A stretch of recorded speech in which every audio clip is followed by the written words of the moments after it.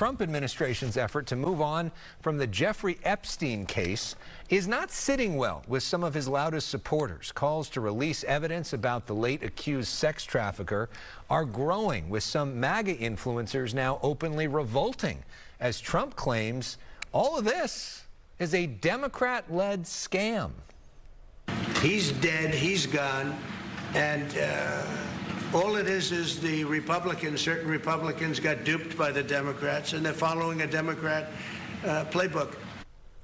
President Trump taking to Truth Social, labeling those still talking about this, quote, past supporters.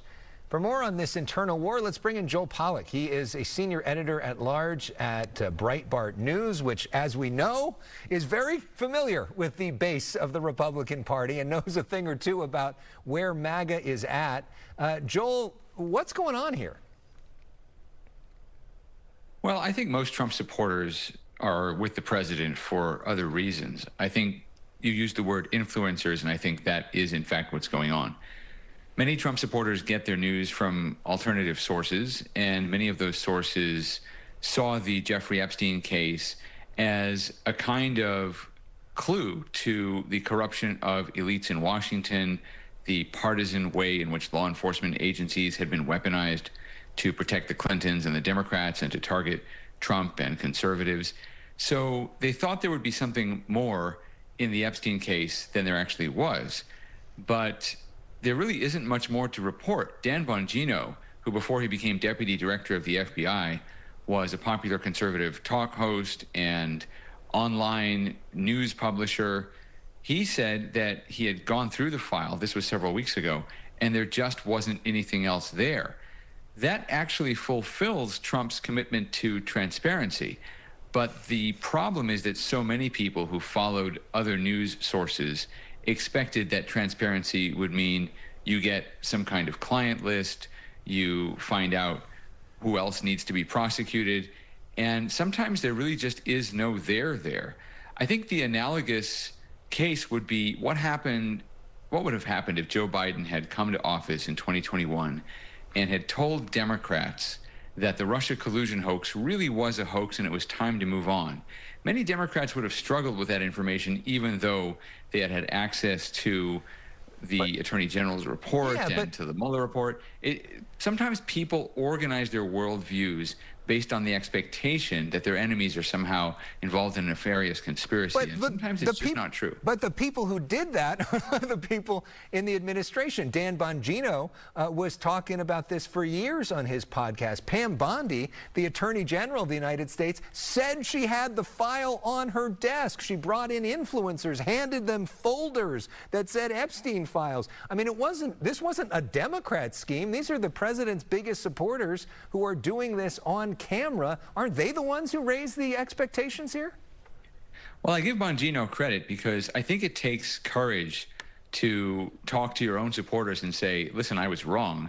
I know I believe this. I know I said this, but now I actually can peek behind the curtain and I've looked at all the evidence and it's just not there. I think that is honest, and I think that deserves praise. I think Pam Bondi got herself into a little bit of trouble. I think she was trying to smooth it over. You'll notice that Breitbart wasn't invited to that big spectacle where they held up the files, as you mentioned. That was all publicly available information that people already had, and it confused a lot of people. And I think what she was trying to do was to satisfy the conservative new media that had bought into this without actually being upfront with them, as Bongino had been a few weeks ago, and saying, look, there really just is nothing more there.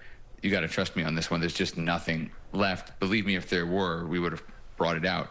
I think in retrospect, there are two other ways they could have handled this. One is look at what Lee Zeldin did at the EPA. Lee Zeldin is dealing with conspiracy theories right now that people are controlling the weather, geoengineering. This is a bipartisan conspiracy theory. People on the left believe it, people on the right believe it. There's a kernel of truth in that there are things that people do like cloud seeding, but certainly there's no degree of control over the winds and the temperatures and so forth.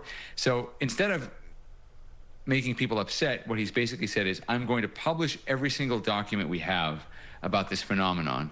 And he's asked the agency to produce everything they've ever done about it. So there's some process. And then the other way they could do it is they could appoint a special counsel to say, all right, we're going to produce a report on the Epstein case. We're going to have broad investigative powers. And then anytime they get questions about it, they can say, well, the special counsel is handling it. I think they can still do that. And in fact, I suggested that. And then a day later, Trump said he might consider that. But I think this is teaching us something about the news environment. When we talk about fake news, we're often talking about the purveyors of that fake news, the different news outlets or influencers who have an interest in feeding us stories that might not be real because they want a partisan agenda to be accomplished. But the audience is also part of it, and we have to be careful as news consumers that we don't buy into an illusion so much that we demand fake news even when reality is given to us. Well, there's a lot to think about in terms of building trust with people who, for a lot of different reasons, on basically the polls of both parties, have no trust in the system.